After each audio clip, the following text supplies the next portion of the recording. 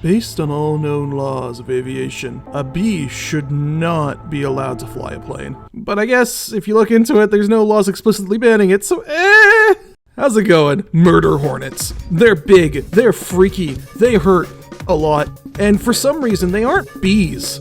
I mean, they're hornets, duh, but more that they don't lose their stinger and die after they sting you once. They go at it again and again and again and again and again, and well, look at that, they're convicted for murder. Very cool. Hold it!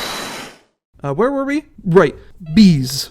Bees die when they sting you, but why? Well, it's because their stinger gets stuck in whatever they stab, leading them to fly away without both the stinger and many of their vital organs, which is why they tend to die after losing their stinger.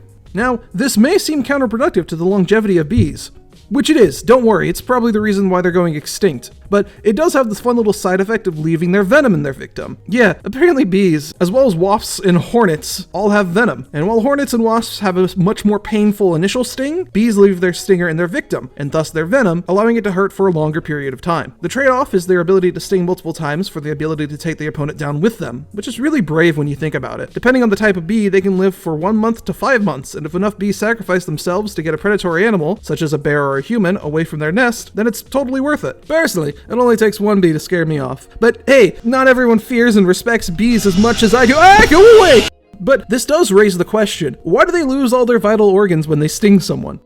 There are 3 perspectives through which we can understand this issue, starting with Darwin's, probably. I didn't ask him, but I assume I'm right since I can't really ask him now. Throughout the bee's existence, the bee has developed these one-time use stingers to defend their hives, and that's been sufficient defense to continue to use this method up to the present day. Clearly, wasps and hornets have been able to make do with their dangerous butt knives method, but its effectiveness has been pretty similar between the species to the point where neither has really prevailed over the other, allowing bees and wasps to continue doing their things until the current day. However, you might ask, why do bees lose all their vital organs when they use their stinger? Wouldn't hives with stingers that don't tear out their guts, or better yet have stingers that grow back, lead to a better breed of bee, and thus be naturally selected to not only reproduce, but overtake the current kamikaze attack method of current bees? And to that, I agree, which is why I think the evolution argument is malarkey, and instead want to look at it from a creationist perspective. The genius of making a bee leave its stinger behind, pumping venom constantly, is clearly part of the evidence of how God made bees. And you know that meme from the beginning? Yeah, it's true, bees shouldn't be able to fly, but they can,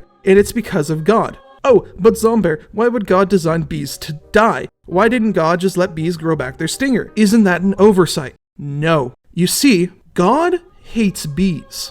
God made these tiny cute creatures, then realized, oh no, humans are gonna use these to make like honey farms and stuff. And they can't have that. That'd be bad. I should make a really tough looking bee called a wasp to replace them. And I should make hornets too, for when humanity needs to be punished for their hubris and wiped off the face of the earth again. So partway through when God designed bees, he made it to where they would die the moment they tried to defend their home. They get one stab, then they painfully yank out their organs before flying off to die. Bees are sinful in the eyes of God, and he's slowly killing them off to be replaced by the combatively superior wasp-hornet combo.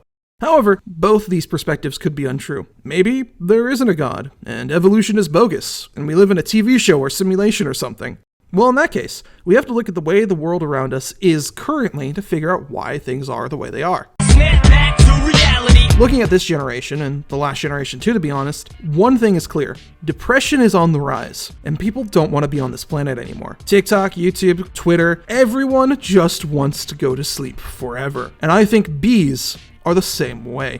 I have a theory that bees are much smarter than anyone gives them credit for. I think they know that people are afraid of them, and I think they're aware that stinging kills their bee friends. And at this point, they all know that that would end their life. However, they look at the way the world around them is, their dropping population rate, the constant running around to various flowers day after day to make their one food, honey, which they've got to be sick of at this point, and they might go, what's the point? And sting a giant human 1,000,000 times their size just to get it over with. I think that bees not only know that stinging people will kill them, but they do it actively to live out our dreams of making a giant impact on someone and just ceasing to exist.